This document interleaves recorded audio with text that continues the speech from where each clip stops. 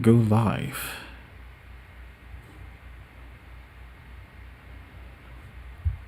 I think we're live.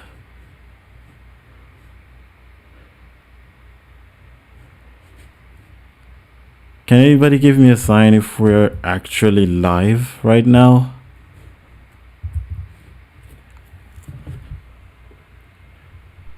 Oh, this live thing. Okay, let me see. We're live.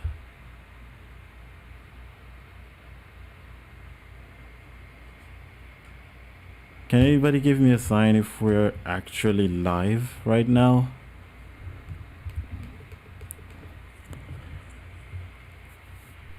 Oh, this live thing. Okay, let me see. We're live. Okay, I think we're live. Yeah. People are responding. Okay. We're actually live right now. Right. Hi, everybody. Hi. Happy holidays for those who celebrate. Right? Someone said it. Okay. Hi, RJ Mackenzie. People responding. Hi, Tronika. Okay. Hi. We're live. Musicologists. Hi. Happy to see you guys. Back with the live. Right. Hi, everybody. Hi. Let's do a Christmas live because it's already Christmas where I am. Right? Here in Congo. Okay, hi, it's already Christmas. So Merry Christmas to you all. Celebrate Christmas. We're live. Musicologists. Hi. There's an echo. I think it's because I was playing live. I was playing myself. Is there an echo right now? It's already Christmas where I am. Right? Here in Congo. It's already Christmas. So Merry Christmas to you all. Celebrate Christmas. I think it's because I was checking. There's an echo. I think it's okay. Someone said I got echo again. Echo right now. It's already Christmas where I am, right? Here in Congo. It's already Christmas. Is there still an echo? So Merry Christmas to you. People are still saying yes. I think it's because I was checking. There's an echo. I think it's okay. Someone said I got echo. It's off here. Echo again. Echo right now. Happy holidays. So Merry Christmas to you. People are still saying yes. I think it's because I was checking. There's an echo. Oh. Okay, someone said I got echo. It's off here. Echo again. Echo right now. Happy holidays. Still hear another voice. Is it okay right now?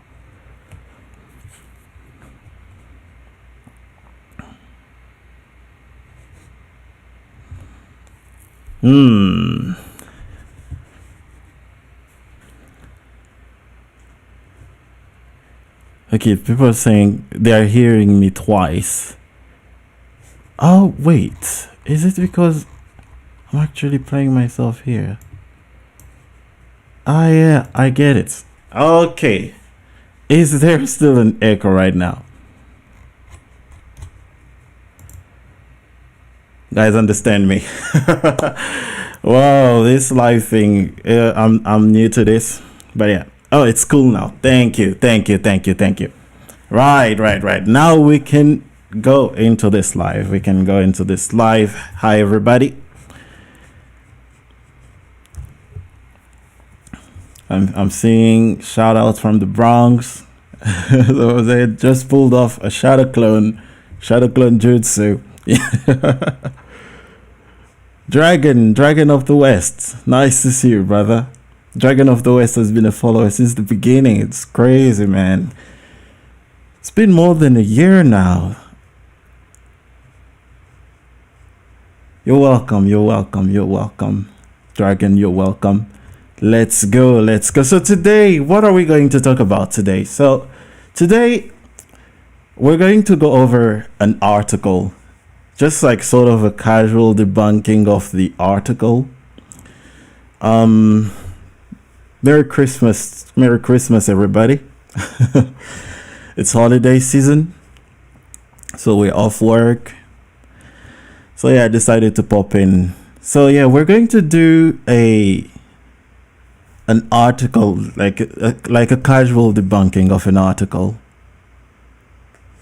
Of this article is just, the article is just fun to read. You're gonna see what the article is about. So it's just about ancient descriptions, and yeah. So let me pop in the article. But first, let's get a view of this image. This image, where is it? Yeah, there it is. Let's get a view of this image right here.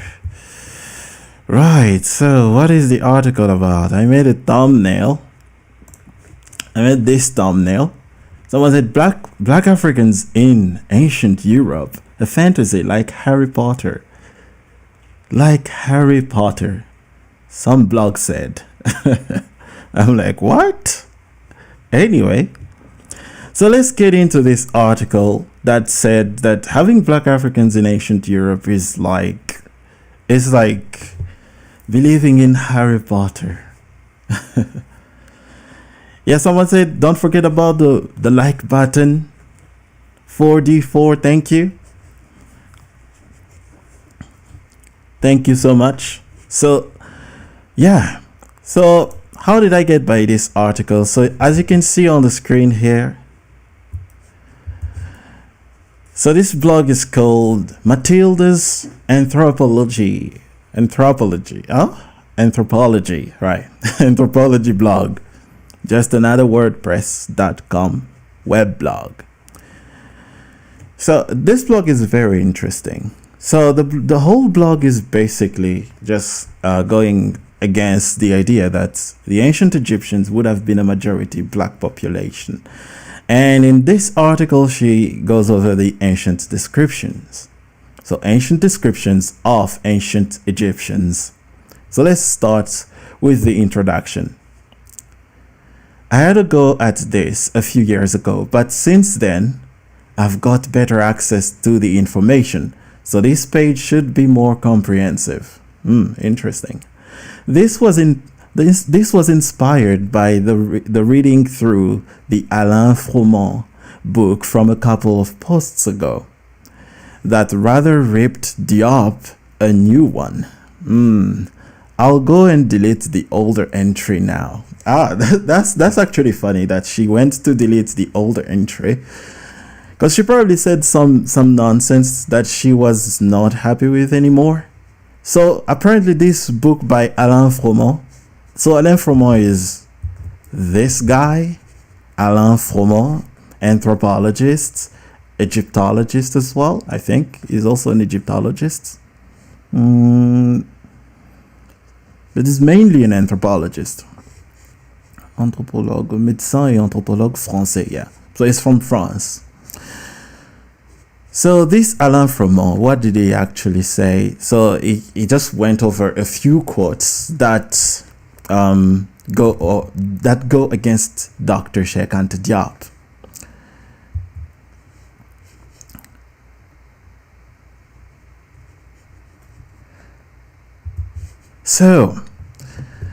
So what are the quotes, right? So she continues the article by saying, let me start with the endlessly repeated, Herodotus said the Egyptians had black skin and woolly hair.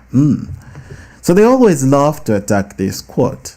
But he actually called the Egyptians black-skinned, and he actually said, yes, they have woolly hair. As Dr. Rebecca Futo, this doctor on the image, told us in an extract by, like, when she went on the channel, what is that? I forgot the name of the channel, but yeah, she was talking to one of these YouTubers, and she was like, Herodotus did call the ancient Egyptians black, the Colchins. She was describing the Colchins as black. So she gives us the full quote, which I don't feel like reading the whole quote, but let's just read it. For the fact is, as I soon came to realize myself, and then heard from others later that the Colchians are obviously Egyptian. When the notion occurred to me, I asked both the Colchians and the Egyptians about it, and found that the Colchians had better recall of the Egyptians than the Egyptians did of them. Some Egyptians said that they thought the Colchians originated with Sesostris' army, but I myself guessed their Egyptian origin not only because the Colchians are dark-skinned and curly-haired. Very interesting choice of word in this translation. For those who follow me, you already know what I'm talking about, what I'm referring to here, which does not count for much by itself.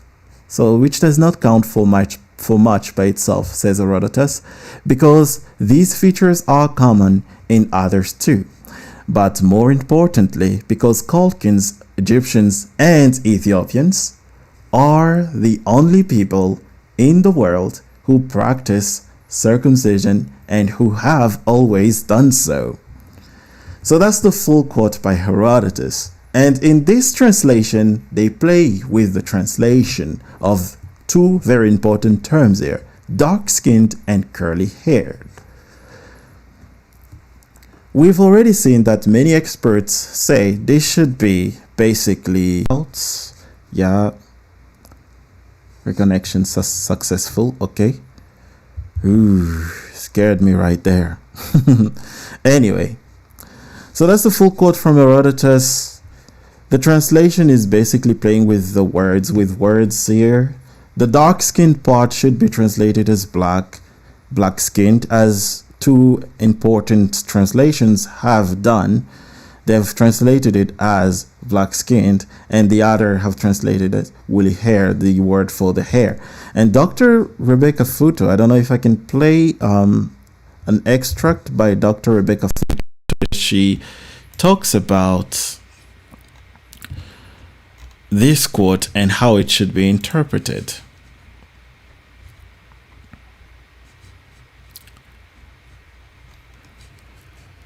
Let's see. Okay, I got an extract here by Dr. Rebecca Futo.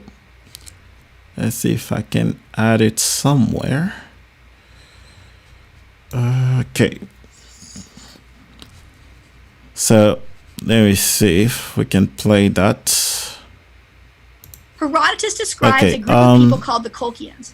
I don't know if you guys can hear this extract by Dr. Rebecca Futo. He doesn't say they have dark skin and woolly hair. They have black skin and kinky hair. Using woolly hair actually pretends that the word that he's using is the same word that's used for sheep. So let me play it back. Herodotus so people can hear it. People called the Colchians as being black. So she's. And I would push. He doesn't say that they have dark skin and woolly hair. They have black skin and kinky hair. Using woolly hair actually pretends that the word that he's using is the same word that's used for sheep, and it's not.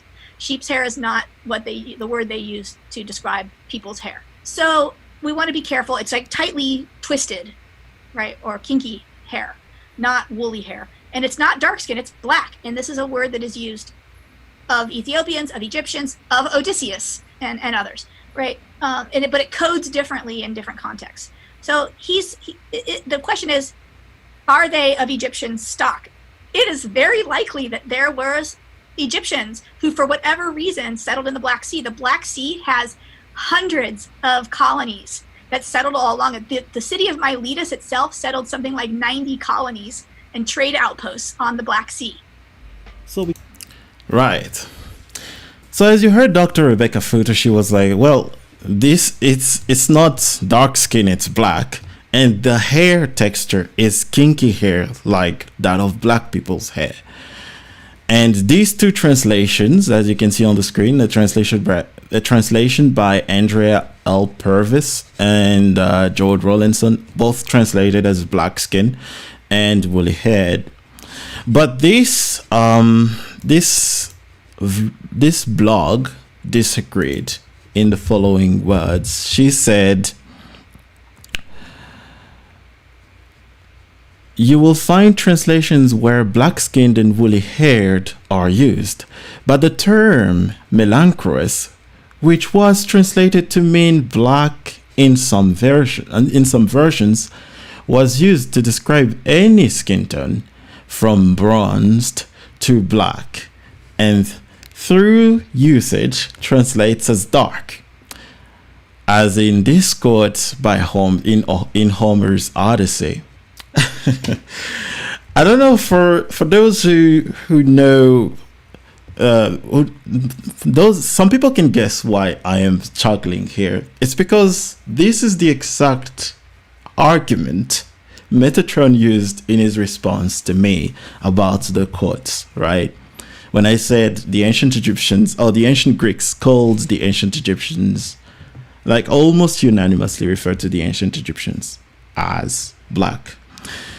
Then he went against that with this specific quote that she's about to give about how Athena was transforming one of these dudes into a melancholy skin, so the skin became darker. So, and my rebuttal to that argument was that, well, it's a myth, so she can very well transform the skin of a pale man into a very black skin.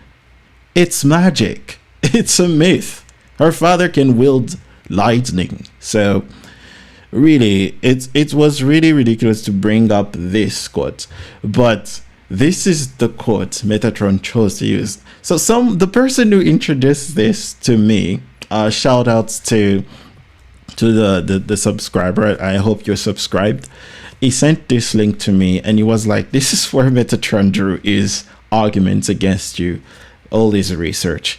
And I am starting to believe it was this place, because all the quotes that Metatron used in his video to respond to me are all linked in this article. In this one article, all of them. It's actually crazy.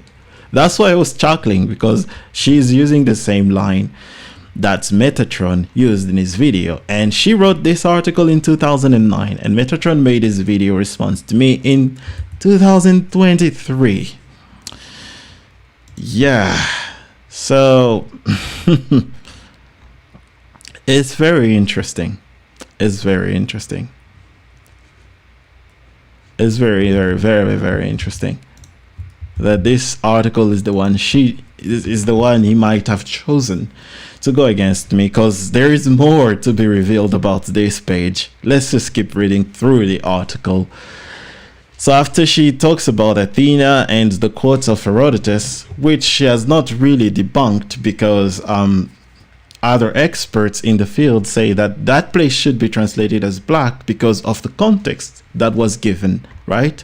The Egyptians, the Herodotus is describing people that he saw. It's not a myth that is recounting, but Homer is recounting a myth, is recounting a story that was not true. He made it up. But she says that it can be translated as this. And here is where she actually like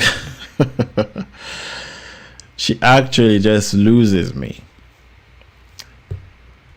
So she continues by saying that, and the term olitricus meant curly, not kinky.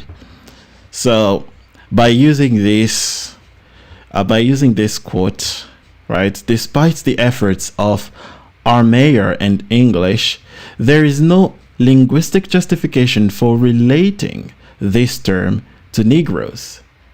Then my rebuttal is there a linguistic justification for not relating it to black people?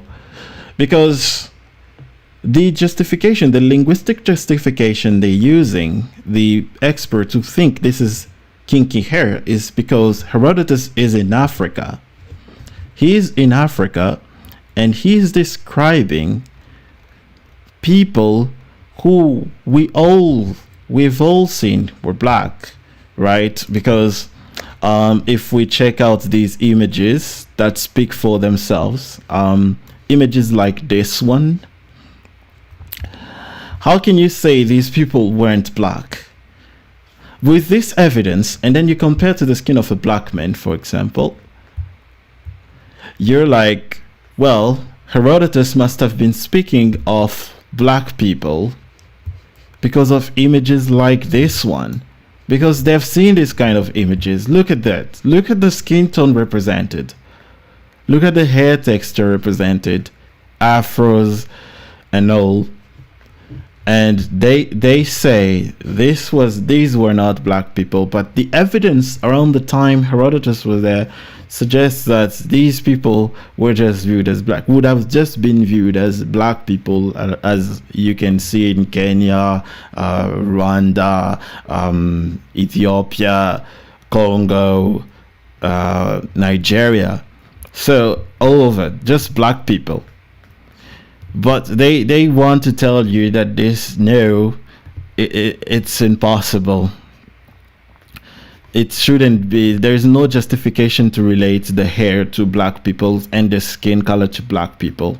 It should just be dark skin, so like they're speaking of anybody. Then she continues by saying the following: the Colchins lived by the southeast of the Black Sea. So the southeast of the Black Sea. Let's find out where the Black Sea is. Black Sea. The Black Sea.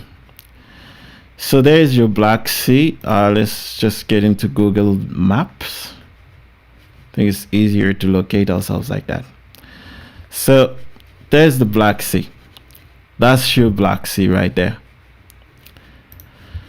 There's the Black Sea. So let's now, with that in mind, let's continue reading what she said. So the Colchins lived by the southeast of the Black Sea. Southeast. And although there have been some attempts to claims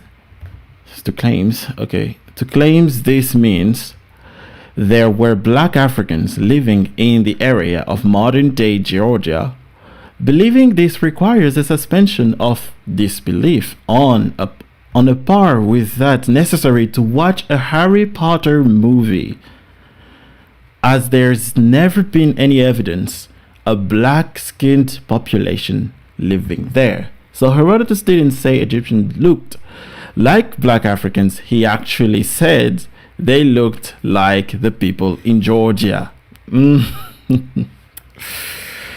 So the Black Sea.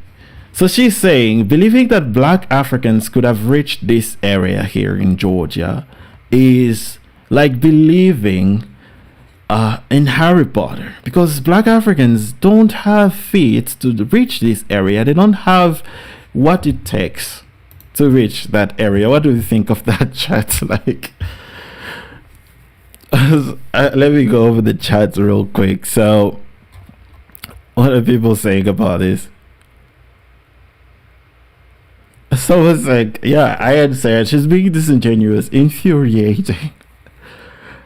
I'm telling you, it's like black people couldn't have reached Asia, but Asians could have easily reached Africa. So yeah, that is their way of thinking. So black people reaching Asia, that's like believing Harry Potter, a made-up story. But she can't believe that black Africans could have reached here, humans that have feet and can migrate. But she's like, no, impossible, it can't be.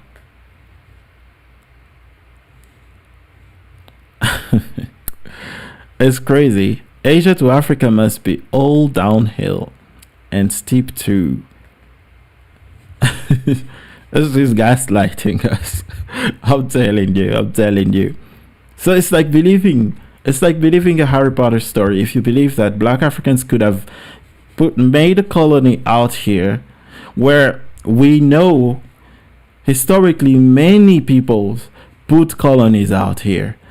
So Greeks, there were black Africans who went to Greece to do commerce, went to war with Greece, but she can't believe that there could be black Africans here in Europe, in ancient Europe. It's like believing the It's like believing a Harry Potter story. It's just ridiculous. I don't even know what to say to counter this.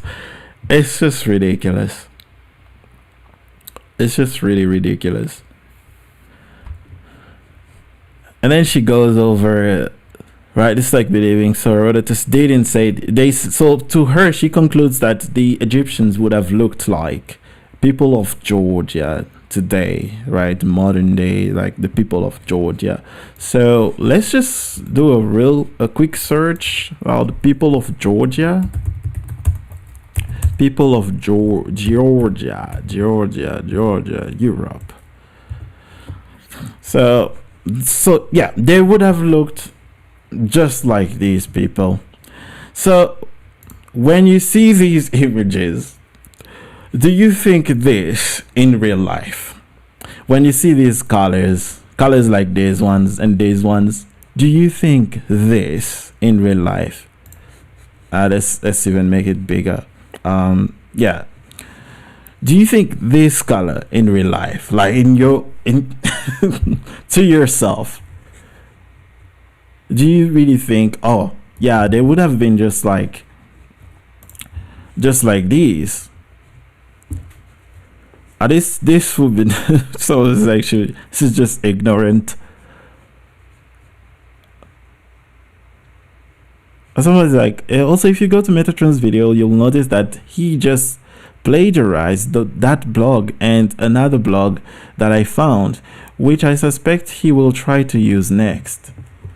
That is actually interesting, because like there was a team of scholars and this is what they came up with. I don't know why he would use such, but I'm not saying that. It's allegedly at this point. We don't know if he actually used this blog.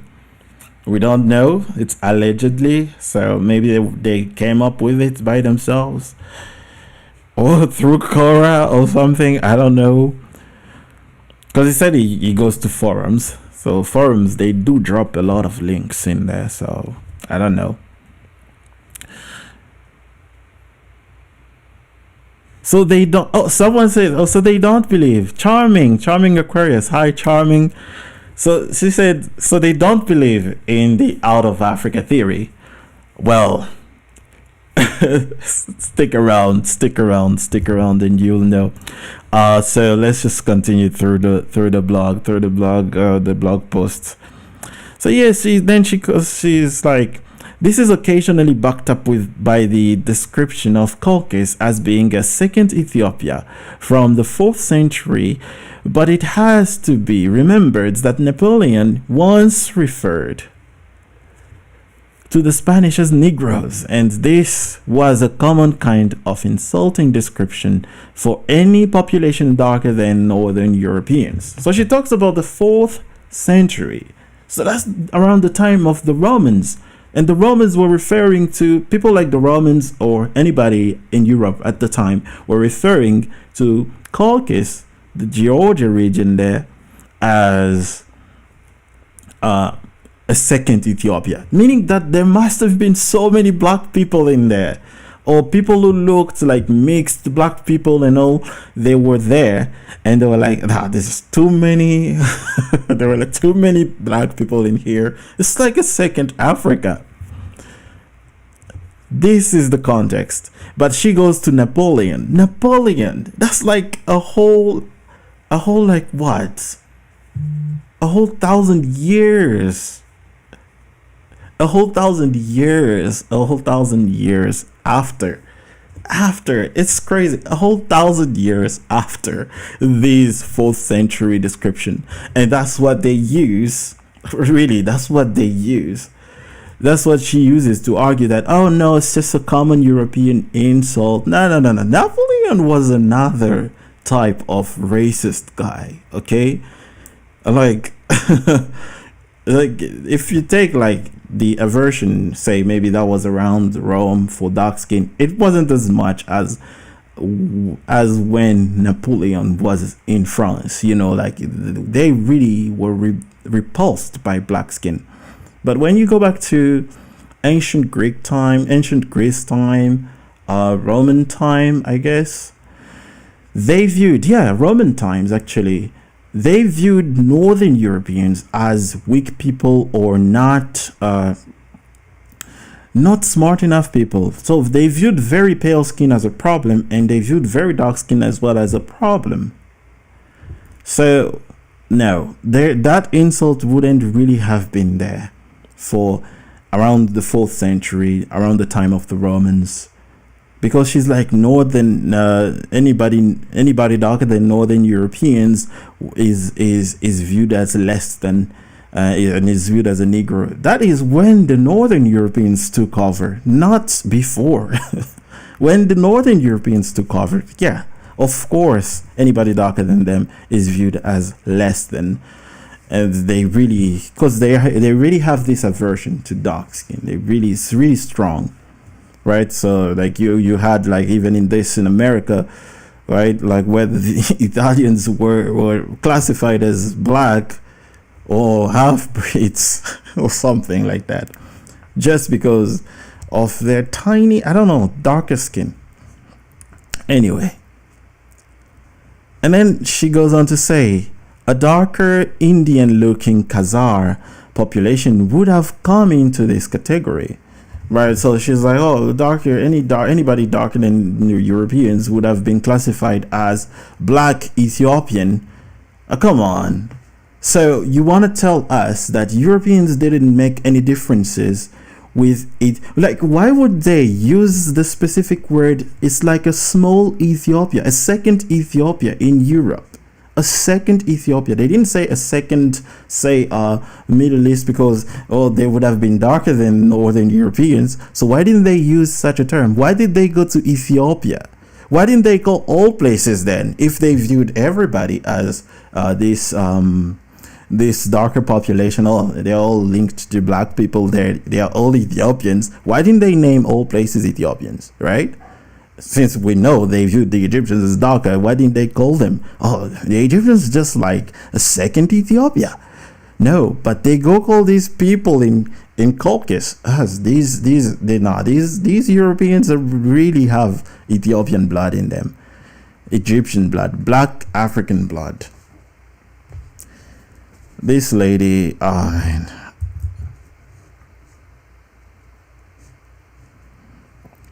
this lady is just too much. It's just too much. She made me talk so much. Let's move on. And then she goes like, so far there is zero biological evidence for any black population having lived in the Georgia area. Zero biological evidence. Now, this one is interesting because I don't know what studies she's referring to. She's just saying zero biological evidence. She puts a hyperlink, zero. I don't know what this would lead us to. So what is this leading us to? Members, page not found. So it's just an empty link. Biological evidence. What does she mean by biological? Page not found. Maybe they're dead because it's too old.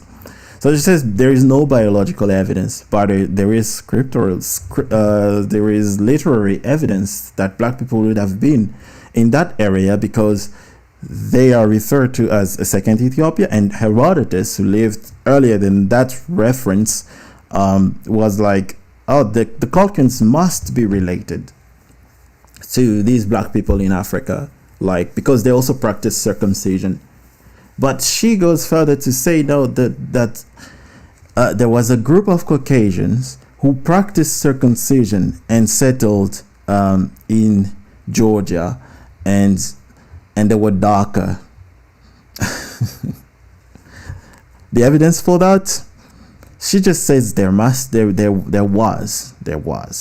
But there were just around the time, he didn't know of any Caucasian groups that was like practice circumcision. They all knew that circumcision, if you practice circumcision, you must have learned it from the Egyptians and the Ethiopians, because that tradition came from Africa. Anyway, she continues. Herodotus is actually very specific about the Ethiopians, black Africans, getting control of the Nile at the Elephantine, and differentiates between them and the Egyptians.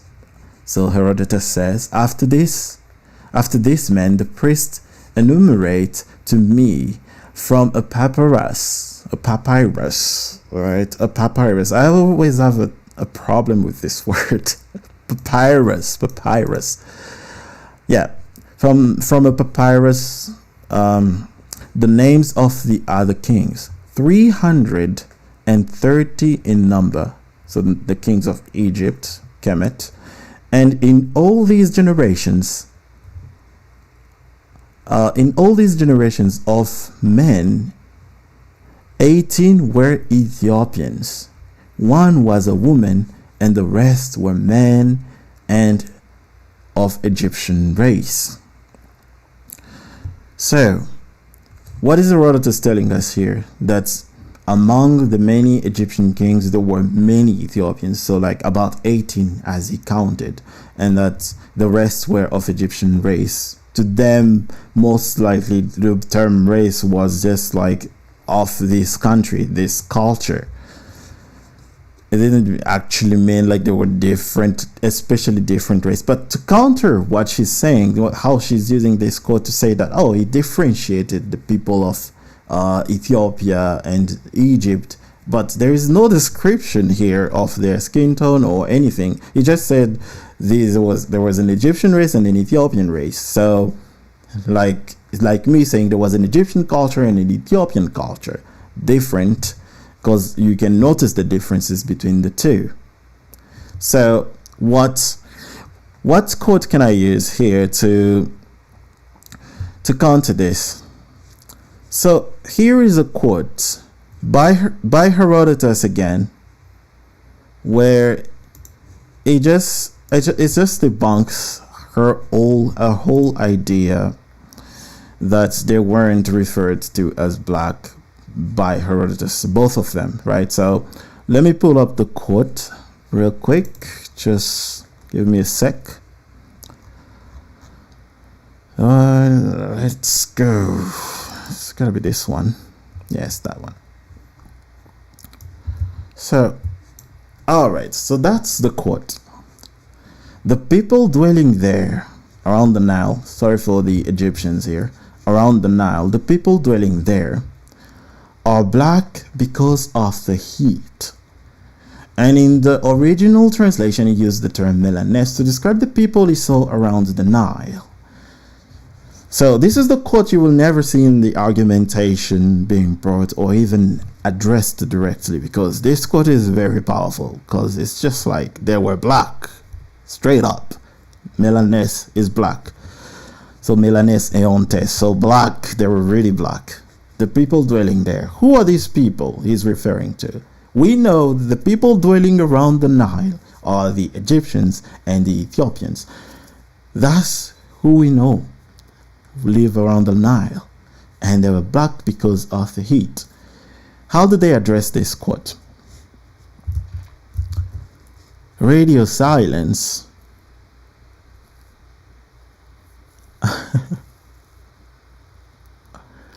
Radio silence. I'm looking at the chart. Someone saying, go look it up. Blue eye gems. All the royal families had blue eye. Okay. I don't know. Anyway, which mommy had blue eyes? So yeah, someone sorry, blue eyes, really? All the royal families had blue eye gems. All the royal families. How did you check that? Like, come on. Anyway, so let's carry on. We've just seen that this quote is debunked, because Herodotus did describe all the people who live around the Nile as black people, as this image explains to us, just shows us. This image also just shows us these people would be referred to as black people, just like they refer to us black people all over the world as black people. So, and then she goes on to say, other ancient Greek and Roman quotes.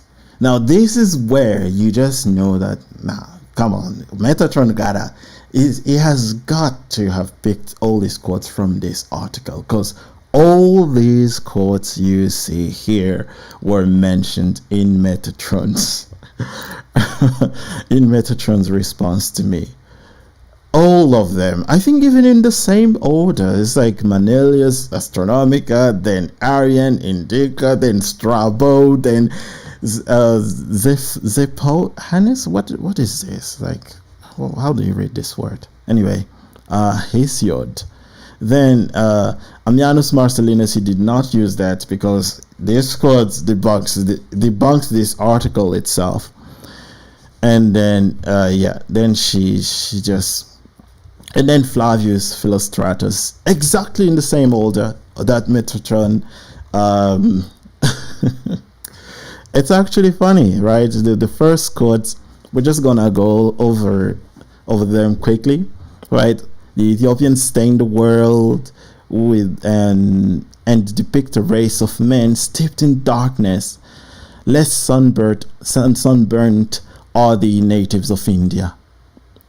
The land of Egypt, flooded by the Nile, darkens bodies more mildly owing to the inundation of its fields. So, again, this quote, I spoke about it. Manelius is from the, I think, 1st to 2nd century AD. So years after Egypt had been conquered, right? So years after Egypt had been conquered. And giving us a description of people that must really have mixed. But a common argument is that, oh no, doesn't mean that when people are invaded that they are mixed. They are mixing already. We're not saying that it happened like as the Romans or the Greeks entered, that's when the mixing started. The mixing started way earlier than that, because we have texts by Egyptian scribes, Kemite scribes, who talk about the fact that foreigners have become people everywhere. There was a constant influx of foreigners coming into Egypt, because this was the land of learning. This was the most powerful kingdom in the area. Of course people went there. Of course people went there to look for opportunities. The mixing did not start in the 3rd century BC when the Greeks invaded with Alexander the Great. No, it started way earlier, because before him even the Phoenicians had already started invading. The Hyksos had already started invading, to the point that they even rose to power in the, I think, 2nd intermediate period, until the natives took over. So the mixing started way earlier, because you can't really rise to power like that, right? Because when you read about the Hyksos and the fall of the Old Kingdom, you really see, and they tell you it's foreigners who took over the fall of the Old Kingdom was the nomes. Every governor of each nomes wanted to govern. The fall of the Middle Kingdom, you really see that it's people that were already in the country, and then they rose to power, they took over, and the last pharaoh of the Middle Kingdom fell. These were people that were already installed. Like, you can't take over and then just like that you just jump into it. No, it wasn't like that. So the foreigners had already been very, very well integrated in the population. So we're not saying that it started as the Greeks came in, but of course it increased because more foreigners were encouraged, because Alexander the Great was looking for more foreigners to mix in and just jump in and come into populations. Like he invaded many places, not just one place. He invaded the Middle Eastern area there, Egypt, and he wanted to go further, and then he died. So please, so the mixing was already going on, and it increased as the foreigners became in power. And then she goes, then again, Arian, same sequence as Metatron, I think. Yeah, I think this is the same sequence. It's really, really funny. Really, really funny. So the appearance of the inhabitants is also not very different in India and Ethiopia. The southern Indians are rather more like Ethiopians, as they are black to look on, and their hair is black. So their hair is black. Only they are not so snub-nosed and woolly-haired as the Ethiopians. The northern Indians are most like the Egyptians physically, right? Physically. So again, probably most likely talking about the skin tone. So as I said in my rebuttal, this does not constitute as evidence to conclude that these people would have been pale like Georgians, as we saw in this image, right? They wouldn't have been this pale. Why? Let's go over the picture. I put together to explain why. Where is that picture? Oh, where is that picture? There it is. So as you can see on this little chart of coffee by skin tone, I love this chart because it really matches skin tones, right? Just add a little bit of milk in the coffee and then you get paler and paler and paler skin, like less dark. So as you can see, he's speaking of Ethiopians of India, and the southern Indians as equivalents to Ethiopians. So as I said in my video, it was dark brown to jet black. And the next tone to it is brown. So the color brown, that is just brown, like in the middle of brown. So as you can see, these beautiful ladies from India to Africa, all of them have this brown shade. And then you see a lot of Indians do look black. Like this must have been the majority of southern India. Very dark skinned population all over. Very black, jet black to dark brown skin. Right? Just like people in Africa today, right? In Ethiopia there, Central Africa, Southern Africa. Then I was like, what is next tone to it? People like Metatron go like, well, it's this tone of modern day pale Indians and modern day Egyptians and the people of Georgia, like these ladies, right? These ladies and these men. And I'm like, are you guys delusional or something? The next tone to it is this tone. Brown skin, middle brown, medium brown and all. That when you see an Ethiopian lady looking like this, you don't call her, oh, she's so white. You don't even classify her as a Caucasian. You call her black, just like, because they're black Africans. They're African people. They fall within the African phenotypes. But they jump all the way to this, as if Africans don't have this medium brown skin tone. So the article is really... so the way they're interpreting some of these is really disingenuous to me, at the very least. But it's ignoring all other factors, and factors like the fact that we have statues like this one, this one. It's really disingenuous. So let's continue. The next quote she used is that of Strabo. Right, no. The next quote, yeah, Strabo. Strabo also gave the same comparison. The Ethiopians are jet black to dark brown, and the northern Indians are more like the Egyptians, or the Egyptians are more like the northern Indians, although they don't have silk hair, but they have curly hair. Right, that's what he said about the Ethiopians. He was out, it's got to be because of the humidity, and they're black people, they have curly hair. Right, so the people of India, so I just explained, it doesn't really mean they're not black. It just means their shade of brown was not as dark as that of Ethiopians, who fall in the very dark brown to jet black.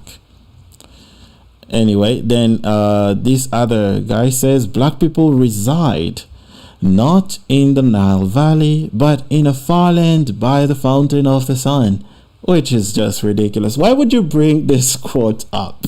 It's just a blatant lie. As someone who has actually been to the so this is Hesiod. So who's Hesiod? What has he done? When is Hesiod from? Right? When was he born?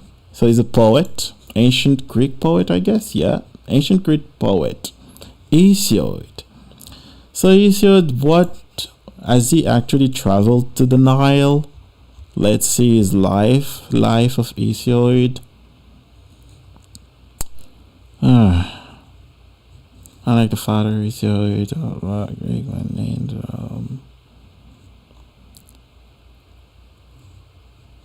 Some scholars argue works in days. So he's a very old poet who says that the black people did not reside on the Nile, which is just false, because the Ethiopians live around the Nile. And we have a quote from who's this guy? Diodorus Siculus. He tells us very well that there are people who live around the Nile and they were black skinned. Alright, let me see if I can find that quote. Yeah, I found it. So this is the quote from Diodorus Siculus. It tells us there are people who live around the Nile, right? But there are also a great many other tribes of the Ethiopians, some of them dwelling in the land lying on both banks of the Nile, right? And others inhabiting neighboring country of Arabia, and still others residing in the interior of Libya, which is interesting, right? What is Diodorus telling us? There are black people who live in Arabia, along the Nile, and in the interior of Libya. Yet they would have you believe, people like this blogger, Matilda, would have you believe that there was no such a thing as black people in Northern Africa. So the majority of them have black skin and flat noses, so that's what it says. And they dwell along the river. So that quote is basically nonsensical. Like, black people did not live along the Nile River. They lived further. She puts this in order to make you believe that, oh, so clearly Herodotus was describing Georgians, right? People of Georgia, like these people. Simply no. And then she gives this quote by Ammianus Marcellinus, which let's go. She goes like, the men, so with this quote, we know it, people who follow me know it. The men of Egypt are mostly brown and black, with a skinny, desiccated look. The translation is really fine. It's actually correct. Brown and black. But then she goes on to justify, oh no, the brown there means tanned, as she said in this place. The term brown means tanned. Why is she saying that? She was like, oh no, because in the originally used subfusculi, which means somewhat dark, suave. And I think we should just go back to our chart here. Somewhat dark, suave could fall into this Ethiopian lady's skin tone. And the Egyptians are mostly black and brown, but to them it's got to mean brown, like the Nora girl here and this Indian lady, and black to them means these two ladies here who have a darker shade of medium brown. That's what it means to them. But we all know it's got to mean this picture that I put together. Yeah, this image. Actually, this image does mean the Egyptians are mostly brown and black. These are the two colors that could come up to your mind. Is mostly brown and black. Although around that time of Ammianus Marcellinus, this brown would have gotten lighter because of the mixing and all. As the evidence suggests, right, the population did get lighter over time. But to them, it's no, they didn't get lighter. They've always been like this, like they are today. Which is just simply nonsensical, because these are Egyptian spearmen and these are Nubian spearmen. And this is an Egyptian pharaoh, Mentuhotep II or the first, and that's Tutankhamun. He has the same shade as his soldiers, and they fall into the brown skin we see of this beautiful model here. And the Nubians fall into the dark skin of this beautiful model here, Anokiai. So, can you call this brown and black? You see, so this is exactly like the modern population of Egypt today, or of Georgia. Because the conclusion of this article is really funny. Because she goes on to say that, then she gives a quote about Nubians, right? And finally, of Lower Nubians, it was a marketplace to which the Ethiopians bring all the products of their country, right? So the exact last quote Metatron gave in his response to me. So the most interesting bit is this one. Now, the inhabitants of the marches, Nubians, Egyptians border, are not yet fully black, but are half-breeds in the matter of color. For they are partly not so black as the Ethiopians, yet partly more so than the Egyptians. This one, I explained it. If an Ethiopian man or like an Ethiopian woman who is very light, like our model here, our beautiful Ethiopian lady here, marries a man who has the complexion of Anokiai here, their child would fall in between these tones. And notice he said they are not fully, like they are more black than their mothers. So more black.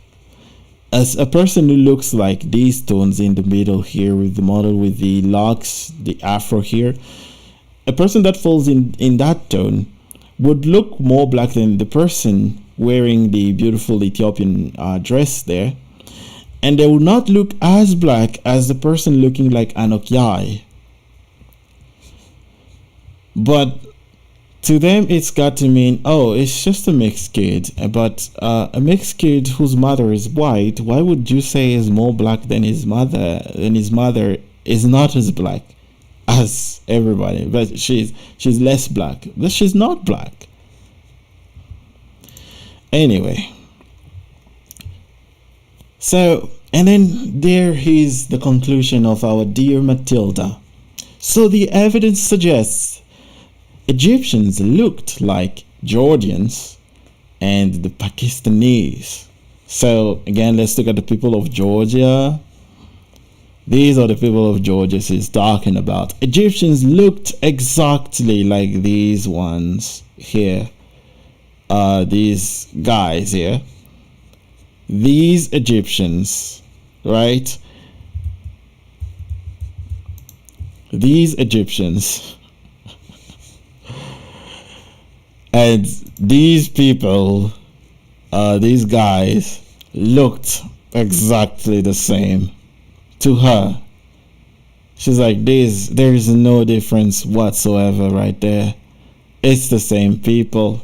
This is exactly the same as this one, and this one, and this picture. Oh, not this picture.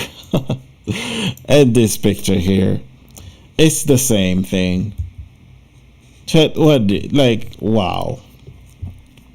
So do you think this is where Metatron would have drawn his source or about the quotes to debunk me?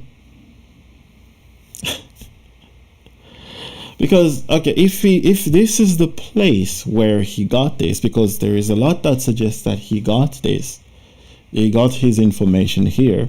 Now this life is about to get interesting, because we're about to expose Matilda's real beliefs. So we've just read and just basically kind of debunked all of her quotes there, because they don't take in account iconographic evidence that directly contradicts the quotes, because her conclusion does not match what we see in the iconography. But on her blog post, she's constantly saying that the iconography supports her quotes. This iconography supports her quotes. This one, wooden statues, supports her quotes. This one too supports her quotes, that they looked just like Georgians.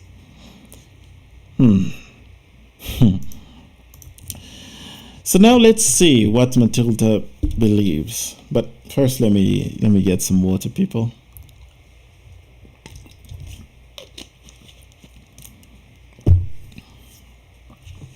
Yeah. She says, and as always, she's like, DNA supports me, and physical evidence supports very little immigration, blah, blah, blah. Which DNA? Nothing is linked. Nothing whatsoever is linked here to say DNA study. She will just, that's what she does in her blog posts.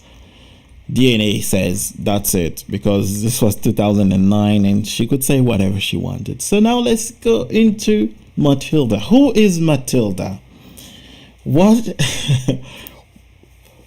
Who is Matilda and what's her background? What does she tell us about herself? About me and my blog.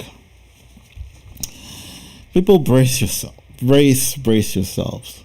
So Matilda goes on to say, about me and my blog. My blog is research and scrapbooking. Mostly, it's a folder for articles and links, because it's easier than keeping it on paper. Interesting. Right, that's good. Keeping a blog is very educational, yada yada yada, and yeah, that's whatever. You have to think about what you post, blah blah blah. It makes you understand it better. Yeah, we agree. Some of my older posts from last year are embarrassing now, though. Yeah, I can tell. I can tell they are embarrassing, and have been removed as I get more familiar with my subject. That's good. But leave so that people can see your mistake before. Anyway, what y'all used to think. So here is the big red flag. So Matilda thinks that the out of Africa theory of human evolution is somewhat inaccurate, even though the media seems to be all for it. The media, of course, it's always the media. So to respond to your question, charming, I hope you lady, guy, I don't know. Yeah, charming asked the question, does this lady believe? Doesn't believe, so she doesn't believe in the out of Africa. Don't they believe in that? Well, they don't believe in the out of Africa theory because of, I'll just say it's racism at this point, because whenever you push the argument against people like this, who think like this, who will bring, oh no, but the Greeks said this, they bring all these quotes and ignore the quotes you brought. You push them in the arguments by bringing more and more like studies and all. I had an argument with someone in my comment section that was just like this. So she is like, she was like, no, he was like, oh no, but then he started saying like, what have Africans done to be that is something. So what have Africans done that is interesting, that is impressive, like Egypt? And I was like, wow. So that's what you believe, like the Africans have not done anything. It's too stupid to build a civilization. I was like, okay. Then I presented a few arguments. Then I saw him. I made a video about the out of Africa, hypothesis theory. Then he came under that video. He was like, y'all are not linked to any of us. Like, you guys, these people who left Africa were not like you.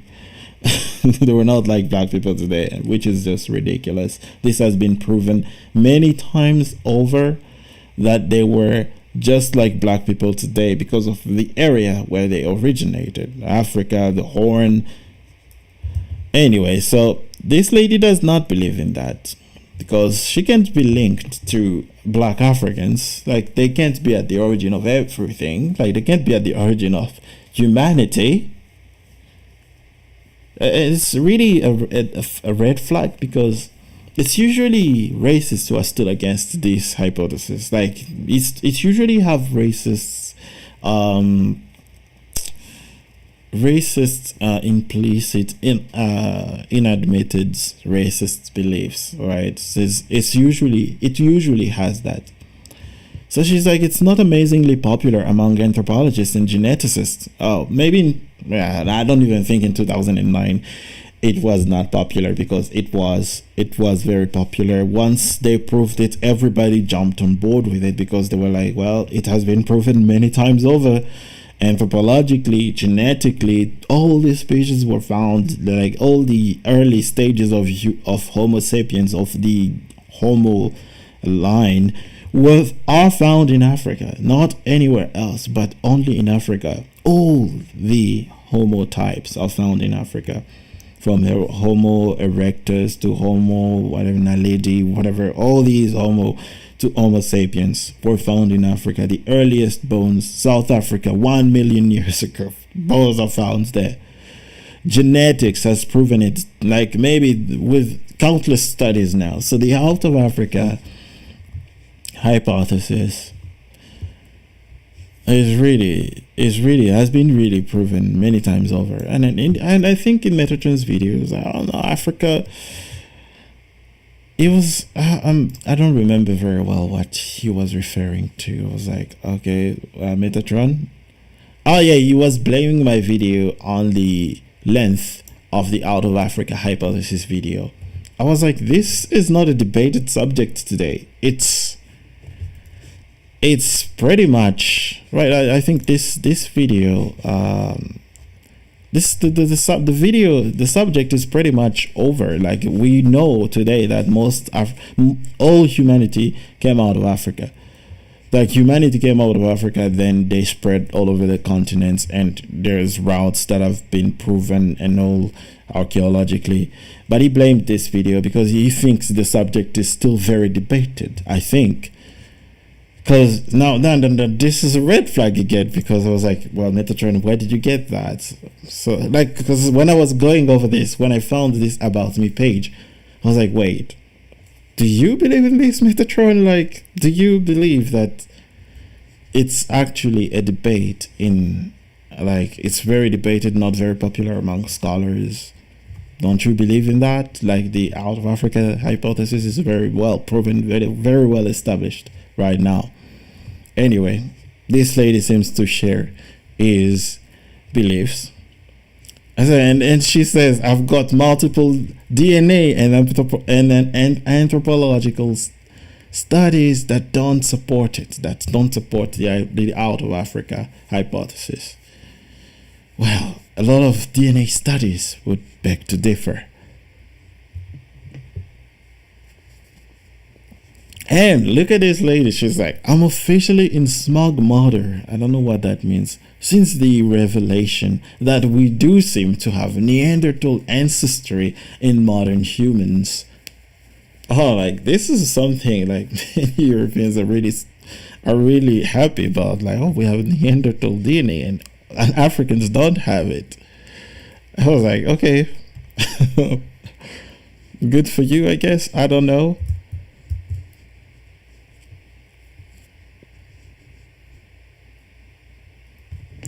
Someone's like, Metatron, wow, just give it a break. Oh man, I don't know why he would. Someone's like, the world knows Africa is the cradle of civilization, but they wanted to spin it and claim we evolved from some animals, and they evolved from us, wanting to be the cream of the crop. It just made their women hate. What? It just made their women hate them. Okay. Metatron is a liar. Well, I wouldn't. Is Metatron a liar? I wouldn't. I think maybe he's misinformed. He's misinformed on a lot of these topics.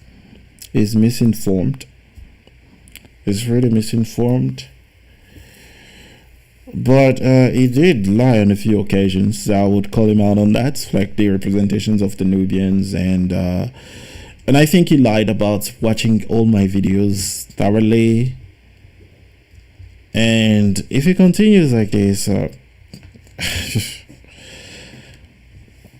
if he continues like this, I would have no choice, but yeah, he would just be labeled not a racist, a deceiver. But yeah, this is the place Metatron gets. I think Metatron got his quotes, but hey, I stand to be corrected. I could be wrong. It's just allegedly. I also think that racial differences are long. So this is Matilda's words, right?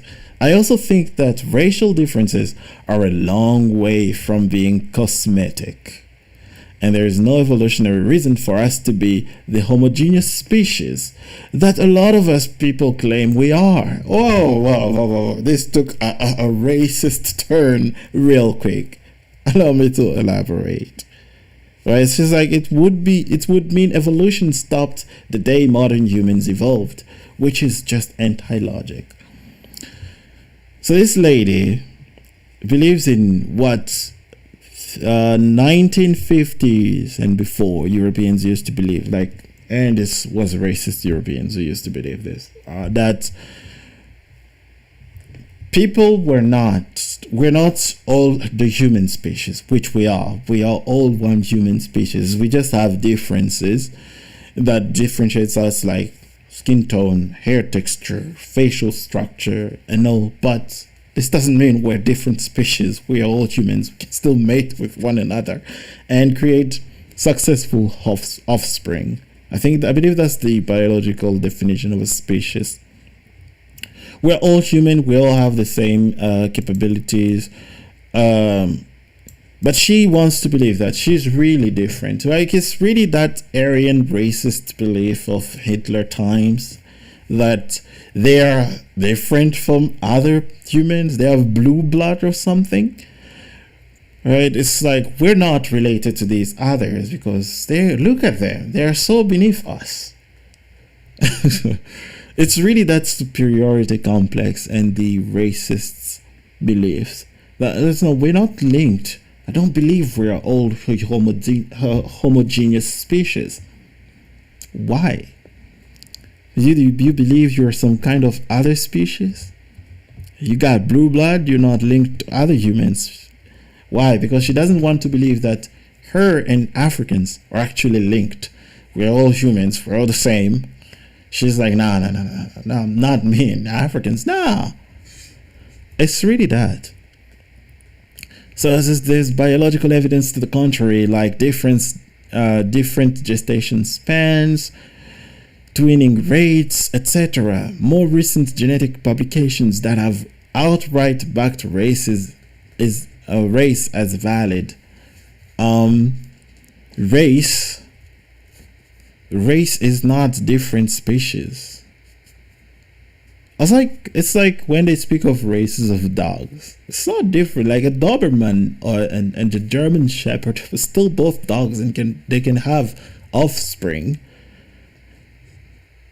They're both dogs. They're not different species. So that's how that's how the race thing came up. Like they were just seeing, oh, like with different colors, different hair textures, different facial structures, but we're both humans and we can still mate, and we both speak, we all have emotions, we all build civilizations, we all do human things. We all wanna discover, we all look for a higher purpose, a higher being. Name one civilization that did not believe in God, for example, that did not want to agglomerate in a society and build shelters. It's really these racist people coming at this debate so hard and trying to prove the obvious, trying to go against the truth, trying to go against the obvious, that the ancient Egyptians were just a majority black African population. They can't have a people they think are so beneath them and are so to them, in their own words, below, Negro, closer to animals, to be in the civilization they regard as the highest in terms of science and culture. In ancient times, they regard it as the highest, and when they saw evidence of black people being there, they started regarding Greece more as the higher. But they just know who the master is in the ancient world, and it's Kemet. It just was. So you see, these are the people that really bring this argument, and who are really against it, and who go really against it so hard. People like this.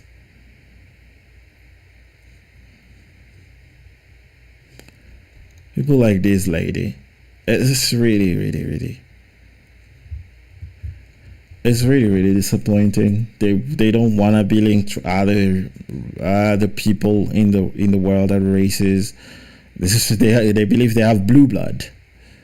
So like anyone who spends a lot of time reading the kinds of papers I will be, just note the classical racial terminology, right? That is Negroid, Mongoloid, whatever, all those terms.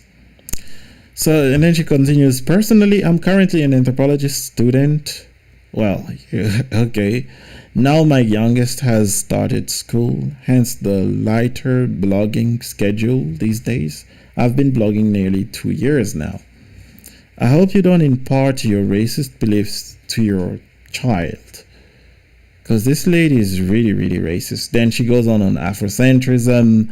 Anyone who takes a look at ancient Egypt entire entries will note a slew of outraged comments from Afrocentrists who deem showing close-ups of tombs of mummies' hair and every available tomb portraits of ancient Egyptians to be racist. Okay. We have dealt with close-ups of mummy hair. The King monologues. Shout outs to the King's monologue. Did a whole live, I think. Let me find it. The King's monologue did a whole live on. Why aren't they suggesting the King's monologue right away? These people at YouTube. Okay. He did a whole video, a whole live on why hair would have been this way, would have been flatter, would have been looking like it's Eurasian hair while it's actually African hair.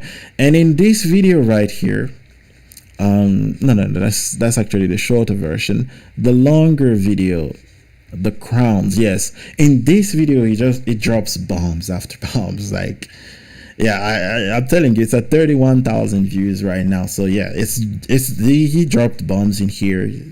Trichology studies that have shown that ancient Egyptian hair is just African hair. Trichology studies done by, again, Western scientists, Western scholars who studied the hair of ancient Egyptians, and they were like, well, these people, they were definitely they definitely had African hair, black African hair. The King's monologue, someone said, RJ said the King's monologue is lit. I'm telling you, he is lit. He is lit. Great content over there. Great content, as always, really. So they want you to believe that the hair is not what we see, right? But take a look at, for example, at this picture of our great king, Amenhotep the Third. So this image is really a powerful image, but if you go onto Wikipedia, they will say that this is an Afrocentric reconstruction of the image. Look at the hair there being represented. Now, let's look at what's this image. Yes, this is indeed a reconstruction, but it is the most accurate, like if not an accurate reconstruction, an accurate repainting of the picture of the original, because this here is the original. It's based on, the original it's based on is this right here. And you can see that there is a lot. He did not change anything. The subnasal prognatism was not exaggerated. The color of the skin was not exaggerated. The hair was not modified. It's the same picture. This is just better colored, as it would have looked back then when it was first made. This is, so again, it's not some Afrocentric reconstruction that they made up. This is an actual image from ancient Egypt that was just recolored for better imagery. But you can still have this, and this is at the Louvre Museum in France. Amenhotep with full lips, a subnasal prognatism, and afro hair. So trichology studies have shown many ancient Egyptians had just black African hair that falls within the African range, like black African to the Ethiopian, lighter, less curly hair to the Fulani and all. So let's continue reading through her blog posts about Afrocentrists being mad. So she said as well that we are mad at showing clothes because they show close-ups, but yet I am yet to see someone who makes a video on the scale of Metatron showing close-ups of tombs, like I show in my videos, going over, like, for example, I went over the tombs of pharaohs, right? Not tombs of pharaohs. I went over tombs, over entire tombs in this video here. Yeah, this video here. Tombs of Re, Horemheb, and Mena. Close-ups. I was not afraid because the evidence supports what I claim. Brown skin everywhere. And I went over all the pharaohs from the old kingdom to the new kingdom, from here to this one here, and all of them, most of them, like if not all of them, looked black. Anyway, so I don't know what she's referring to there. Then she goes on, unfortunately, one of my main interests is North Africa and the Near East. No problem with that. It can be your main interest. Nobody's forbidding you. So she's like, it's not my fault the majority of the paintings she looks at don't look black. Well, this one does not look black to her. So like, for example, this one does not look black to her. She's very funny. She's very, very funny, right? All these pictures, like this one, does not look black to her. It doesn't look black. Look at this painting over here. It's not black. It's just the paint that darkened, as they always say. It's just the paint. And what else? What else does she say? Then she goes on, hence the irritation. So yeah, she loves talking about North Africa. That's her main interest, in the Near East. So a racist, as we've proven, is mainly interested in North Africa and the Near East because they know that's because they want to hijack the African civilization, the black achievements of North Africa, and the achievements of North Africans, even the paler skinned ones, because they're still Africans. It's a blend. Anyway, so I tend to cross paths with them rather often. Hence the irritation you see in the comments when she replies, and no, she's like, it's a bit childish anyway. She's an introvert, as she's stated, INTJ, whatever, right? Anyway, so that's about Matilda. Matilda is basically a racist, right? She believes that her people are different than other peoples, like Africans, right? Her people are different. They're not the same. And she believes that the Egyptians were a majority like Georgians people. This is what she believes. And this is allegedly where Metatron would have gotten all his quotes to counter my arguments. So that's all I wanted to show you, people. That's all I wanted to show you, people. This article from Matilda claiming that the ancient Egyptians were most like Georgians, by showing us some quotes that agree with her point and omitting the ones that disagree with us. Anyway, that's Matilda's anthropology blog. A racist blog, basically. A racist blog. Anyway, let's look at the chats. Do you guys have any questions?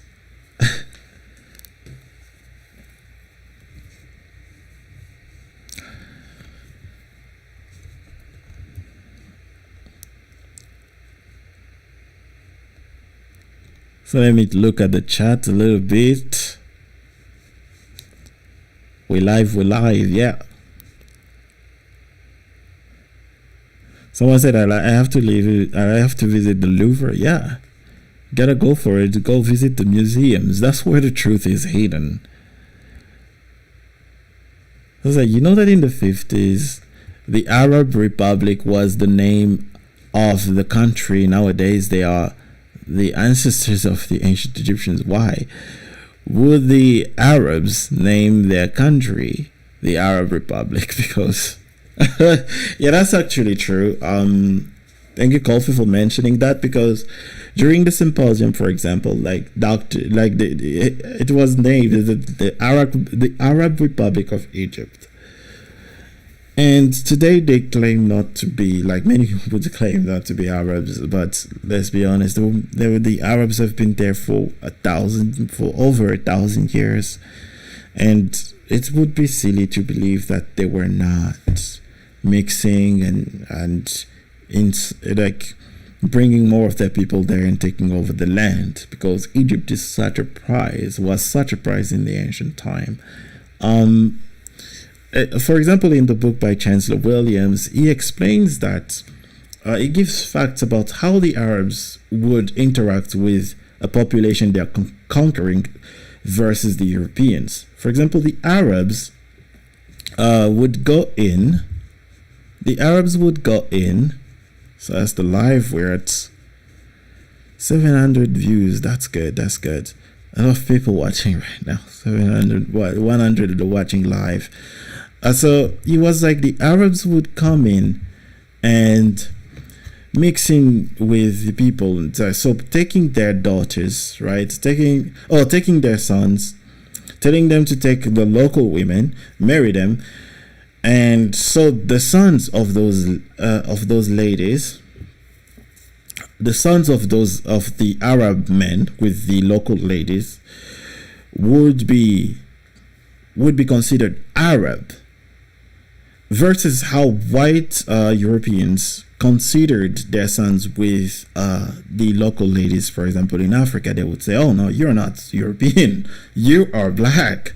But the Arabs, it was different. You are Arab, and they encourage you. Then you, as the son of the mixing between an Arab man and a local lady who is not Arab, they would encourage you to marry an Arab woman more, because it would make your children more Arab, and those children. So that's what the Arabs did. They were going more to they were not repulsed by mixing. And this is what we've seen when they reached Ethiopia, for example. They did the same. When they reached Sudan, they did the same. Well, you can see the population in Sudan today, in modern day Sudan. The south is very dark skinned and all, and the northern part is very mixed. And then you can see the traits, you can see the mixing, because the Arabs don't mind mixing with the local population, because they believe that you're my mixed son, you're Arab now, go conquer for me, go take more, and all that. So it's really that. So Chancellor William really explained that really well, and I was like, oh, this is why, like, the Arabs, and the Arabs are the ones that have been the longest in Egypt. And let's not forget that there wasn't a trade of the Arabs were also, like, they did the slave trade for 1,000 years, and they also singled out black people because they were like, oh, black people are better slaves than anybody. So most people in Egypt that were black, some of them might have just been taken in that trade, in that horrific trade. So really it's really interesting. So I said, like, how are 119 people watching but only 12 likes? Come on, people, hit the like button, hit the like button. Hit the like button. So that's basically what the Arabs did, and that's one of the justifications of the lightening of the population. The Arabs, who have been there for over 1,000 years, and basically Arabized the entire population to the point they even named the nation at some point the Arab Republic of Egypt. Anyway. And you notice that many Egyptians that consider themselves Arabs that have no problem with saying that the ancients were just like Nubians, black people. They have no problems with that because they know it's the truth. They have no problems. Like, we have videos of Egyptians, Arab Egyptians, who are like, oh, these people were definitely black. They were black. They just said it. Oh no, the ancients are not really related to me. The relation is very small compared to the rest. Anyway, let's see if there is.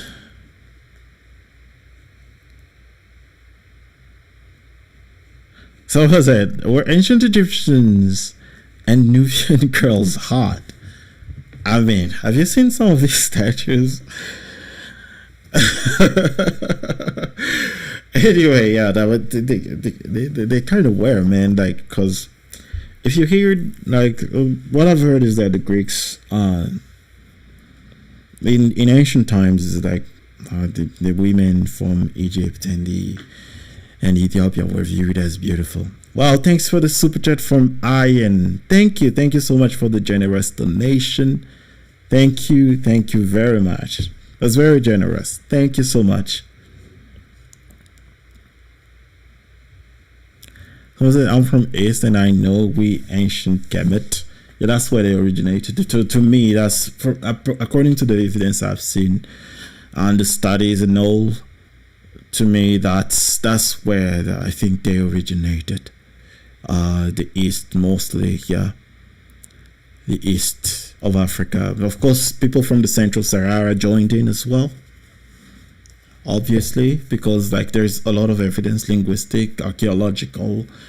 There's a study, I think, by an anthropologist who looked at the Western Sahara, and she was like, oh, there seems to be a lot of settlements that were joining the Nile Valley.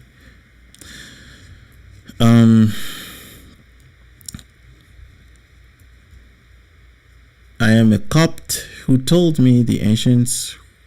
I met a Copt who told me the ancients were black. Oh, the Copts in Egypt are like, they are okay with that fact. They were like, yeah, our ancestors were black. They were black-skinned individuals like Southern Africans. But It's the very pale Egyptians, like modern Egyptians. It's not everyone, of course, who are like, oh no, we weren't linked to these black people further south. No, we've been always like this. And that's just not what the evidence points to. The evidence points to that there's been a lot of mixing. In my opinion, I think they are indeed linked. There is some link there, but it's just very mixed, especially in the northern part. The mixing was so strong over there. In the southern part, you do see darker Egyptians, darker modern Egyptians, some of them looking straight up blacks, like black people, like they look straight up black. So in my opinion, that's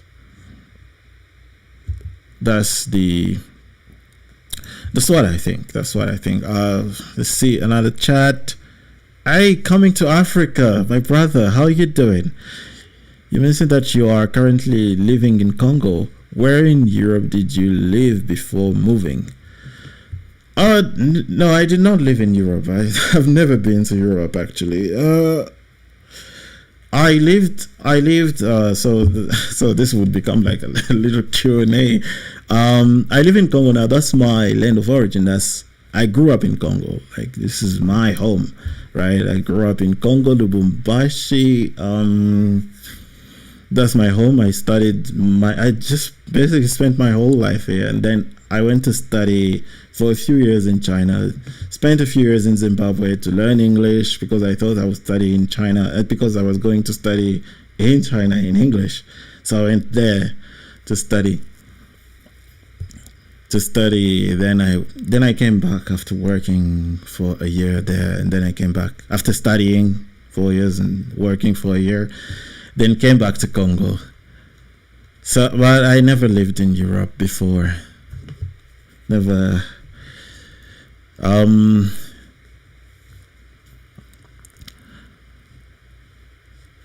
What do we have here? Thank you from the donation from Mr. Alex.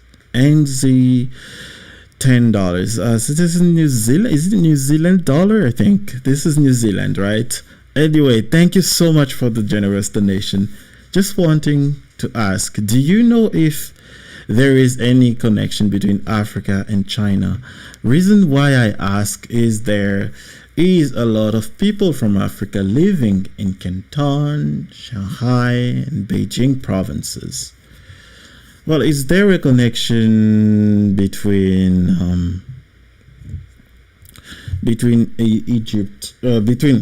Africa and China? Well, there's a very old connection, that's for sure, because did you see the geneticist study? He did a whole study of all the people in China, and he came to this fact. He was like, wow, it seems we all came from Africa. It's crazy. There's not a single Chinese that does not have a gene from the modern Homo sapiens of Africa. No, it's not a single one. Because they thought they would maybe linked to the Java man that was discovered in China there. But that was not the case. Because he even said it in his video. I can't find the video. It would be too tedious to look for it. He even said in the video that he thought, Chinese were kind of special, so he wanted to find out if there was a different gene to them, like maybe they were separated from others. And science spoke, and he accepted the evidence. He was like, well, we know we from Africa. Then from there, you can see the first people to have peopled that place were definitely black people. And the cultures they brought were, the basic cultures every human civilization, every human people had. The basic, that's what I believe, right? Every human people had like bow and arrow. We make pottery and we do all these basic cultures. Then over time, they lightened, because I read like some genetic studies and genetic mapping of how light skin progressed, and they believe the light skin in China arrived later and got into the population that was already there. So anyway. So I believe there is a link. Like Africa is linked to everyone, basically. So I hope I have answered your question. Is there a link between Africa, because a lot live in and you have like Chinese that are still having like a few Chinese there. You go into certain places in China, you find Chinese that have very dark skin, or you find Chinese with kinky hair. I've seen some, but not many. Not many. Like the majority of the population in China right now is Han Chinese. Of course, they have the 56 minorities there, but yeah. But if you go to areas like other areas of East Asia, like Philippines, or what was that other country, Malaysia, you find the Negrito people. They're just black people. I think that's the source population of Asia, and it lightened over time, as the DNA studies have suggested, with the lightening of the population. But there's still more to be studied. You're coming to Africa. Yes, I lived in China. I said this didn't see that coming. Yeah, whenever I tell people that I lived in China, they're like, what? You lived in China? Yes, I did live in China for a few years. Yeah. Keep up the excellent work. Thank you, Judah Club. Thank you so much. So, what's your response to Metatron saying ancient Egyptian originated from multiculturalism due to being in the Mediterranean Sea? Well, my rebuttal, my response to that was that where is the evidence of this very multicultural side? Because when I did my videos, my video on the subject of the culture of ancient Egypt and how it is very linked to Africa, I responded that most the elements that make Egypt what it was came from Africa, not Asia and not Europe, but they all came within Africa and went up north there. Like the religion is African by admission today. An Egyptologist, any serious Egyptologist, there is an Italian Egyptologist. I presented this quote in this video, I think. And this video, yeah, these two videos, I presented their quotes that yes, the religion came from Africa. The architecture, by all accounts, the first stone buildings to have been built was within Africa. Did not come with Asian influences, like Asian inputs. They were developed within the continent. The beginning of the architecture in the early Nakada period were basically mud huts. So African architecture, African building think like the way of thinking in building, in architecture, of course it became more square, just like in West Africa later it also became square instead of the mud huts you saw in the villages. Other than that, you have the writing is also African in the hieroglyphics. References to African fauna and African vegetation, like all that African animals and vegetation are prevalent. The face for man, the hieroglyphic for face, as the brilliant channel Mr. Imhotep gave us a link to that. Give us a picture of that, a nice compilation. Let me see if I can find that picture to put it on the screen. The hieroglyphic for face is just African in all its phenotypes. It's just African. Right now, okay, right, there is a beautiful image. This one. Do you see anything that suggests to you that this is a Eurasian face? My argument to this, I was like, this suggests that the people who would have invented hieroglyphics would have drawn that face because this is the face they saw around. See, if it was a Eurasian face, like slim face with a slimmer nose, not flat as that, and thinner lips. They wouldn't have drawn this. They would have drawn something different for the face. So the people looked like this. Again, so many cultural aspects. Their kingship, like this king here, also originated within the African continent. So many things just came within the. I suggest you watch this video. To go into to really, I suggest you watch this video to really get my arguments. These two videos are a rebuttal, a rebuttal before the arguments of Metatron, because I had heard it so many times. Oh, it's multiculturalist because it's in that position. I'm like, so the geography is the only argument you use to say that the elements of that culture are multicultural. You could say that about any civilization in that region. Mesopotamia, multicultural because of its position. So people from Africa could have gone there, and people from Asia, Europe, all of them. But you never hear them say that. Other civilizations, Persia, all of them from that region should be in the same classification.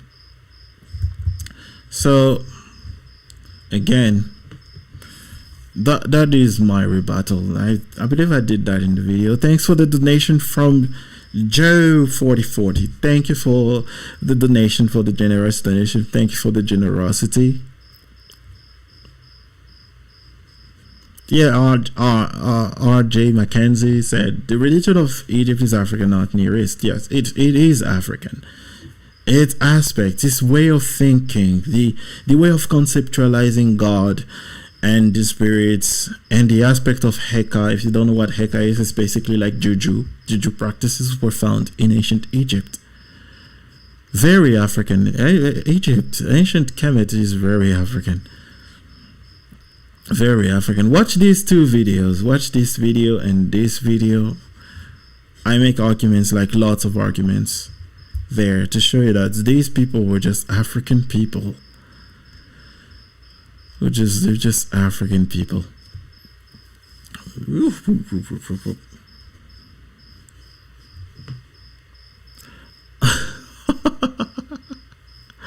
Oh, the crickets in the background. Yeah, I can hear them.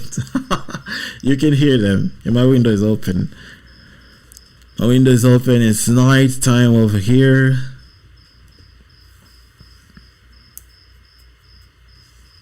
Someone said, Konimika, there was no land near that part of the Mediterranean when ancient Egypt was a new colony. This is a fact. The land, or like the Delta region. Oh yeah, actually, because by ancient Greek accounts, they say, they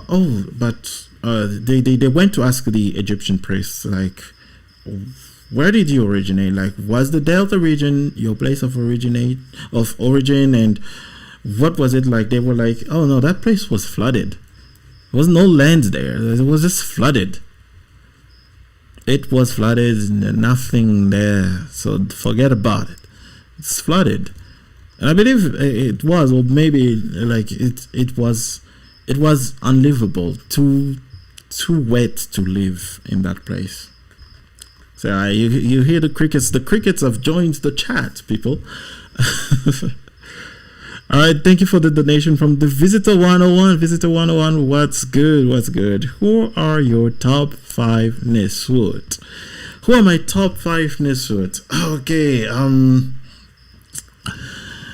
so my top 5 Neswut. Oh my god. I gotta go with in the top 5. I don't know how I would rank them, so I'm just gonna name 5 Neswut that I really, really like. First one would be the originator, the man himself, Name on the palette. I don't know the guy on the palette because it's not really confirmed if it's Name, but we're just gonna say the guy on the palette really looks cool. And the fact that he united the two lands, like, he's really a legendary figure. And his initiative gave us this civilization. and it's an example, right? Like, really, he set the tone. Hatshepsut, great pharaoh, great leader, super smart. Like, what Hatshepsut achieved, it's just insane. It's just amazing. Hatshepsut, definitely, right? Another pharaoh that I really like, Mentuhotep. Mentuhotep is someone also, the Mentuhotep who united the people, the Mentuhotep who did the job. That was a great Mentu. Like, guys, I love his story. I love what he did. That would be 3. I love Sobeknefer, even though there is not much about her, but just the fact that she was the first woman to be like, all right, listen, people, you're gonna call me Nesut. You're gonna give me the full title Nesut Pechat, even if I'm a woman. You're gonna listen. You understand that? So yeah, and then so that's 4 now. And the 5th one, I mean, I could give it to King Tut, but nah, he's just a famous boy for his rich tomb.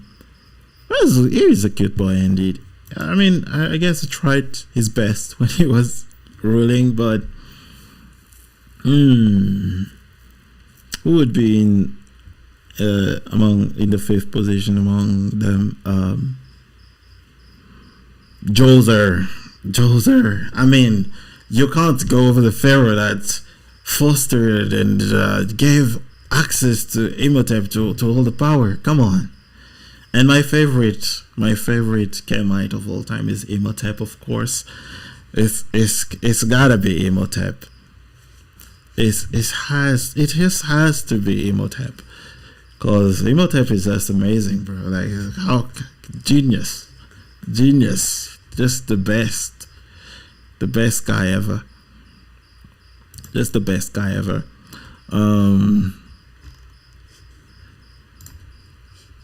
Let's go. Let's see another. Let's see.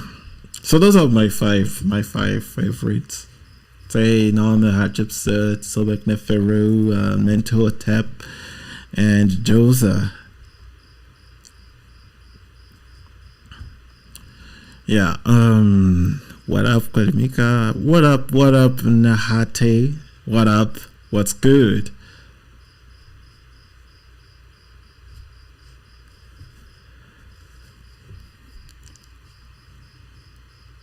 The 1999 Mommy film made him a bad guy. Imhotep, right? That was an awful movie. Just like the plot doesn't, like, that movie doesn't even make any sense. Like, how can you read Imhotep's life and be like, oh, he was a bad guy? What? It doesn't make any sense. I keep trying to tell Kwalimika, when they start losing, they start lying. I'm being in this game for 12 years. We destroyed Matilda and Salsane, who was the Metatron of his time here on YouTube. Okay, people have been in this game for a long time, and I've seen some of the work. Like, it's crazy, like the amount of things you find on website. Like, you find website with a lot of useful material, and you're like, wow, they've been doing this fight, like, really. And people like Matilda, yeah, they were quieted. And like in our comment section in that blog post, yeah, there were people who were fighting. Like, it's the fight. No, the job spirit, it's strong. It's strong. Like, it's still alive. And we fighting on. We fighting on. So you come spreading lies on websites, people come during your area and they come to destroy you. You come spreading lies now on YouTube and people will come for you. So please don't spread lies. We're coming for you. All right. What's that? Thank you for the donation from Mr. Tipso. Thank you for the generosity. Greetings, Codemaker. Did you see the video of the African American whose DNA results revealed ancestry from Ramses the third? Yeah, I saw that, and the thing is, he even looked like Ramses the third statue. It was so crazy. I was like, see, Ramses the third had E1B1A DNA, which is very linked to black African people from Central and West Africa, and black people from America who are just basic descendants of people from the western half of Africa. So it makes no surprise, right? Like many people, like I'd seen another video of a team of British people taking a DNA test. There was a black guy, there was one guy from, I think, North Africa, then there was another one who was British, like two white British people, I think. And like the black guy, they were like, oh, you have E1B1A, and then your DNA reveals that you're linked to a pharaoh, Ramses III, because his DNA was revealed to be E1B1A. And you would never hear many people talk about that. But again, things are changing, right? The media now is changing, and they were like, oh, this black man is linked to Ramses the third, and they blew it up. Like, it was spoken all over the world, and it was nice to see. But of course, they will come and say, oh, it was multicultural. This proves that it was multicultural. Anyway, what's your opinion on the Greeks? Thank you, the Visitor 101. Thank you so much for the generosity. What's your opinion on the Greeks' problem at Ptolemaics? Did they improve Egypt or make it worse? I mean, they clearly made it worse. Like, let's just be honest, guys. They did not improve.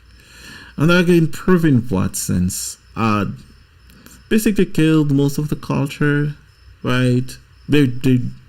They came and made it more Greek, so a beautiful language with a beautiful writing system died in the process. So no, I would never be for that.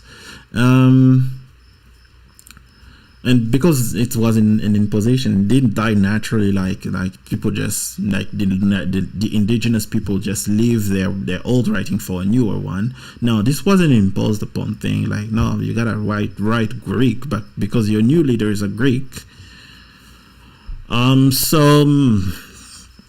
Greeks, I don't think they made Egypt better. I mean, they basically killed, the Persians did the killing, and it was better to see a gentler colonizer coming over, right? So they made it better in the sense that the Persians were already like really destroying everything, from the religion to the writing to the people. But the Greeks were like, whoa, let's not destroy the people. Let's not destroy their culture. Let them worship their gods. Let's even adopt some of them, right? But did they make it better? No. Well, to make the culture of ancient Egypt better, no. It died from there. Like, the culture kept dying from there. So, and was there an improvement? Like, the writing system of Kemet was not improved from there. It was abandoned. Their science dropped from there. Nah. Let's just be honest. I will just be honest here. They didn't. Oh boy. Let me see if I can charge my phone. Oh, my phone is about to turn off. That's where I'm getting the internet from. So, I think we're gonna stop real soon because it's been 2 hours now. I'm getting tired. I'll just go over a few super chats, a few chats, questions, then we will close off. I wonder if the indigenous Hawaiians are E1B1 haplogroup. I wonder too. I've not looked into that. I'm Afro-Caribbean, but my DNA links me to Egypt as well as Greece, along with my West African heritage, of course. Yeah, that would definitely happen in the Caribbean, you know. There was mixing there and all. So DNA is just, you know, like it's interesting. Thank you, ZU221. Peace on to you too. So keep up the good work. Thank you. Thank you so much. All right, folks, I think we're gonna stop it from here. Let's hope we can do another live maybe next month and just have a chat like this, you know, just asking questions, you know, we just reply, we just have a chat, you know. I think it's really interesting and great. Anyway, if you have articles and subjects or videos you would like us to just react live like this, you can reach out to me at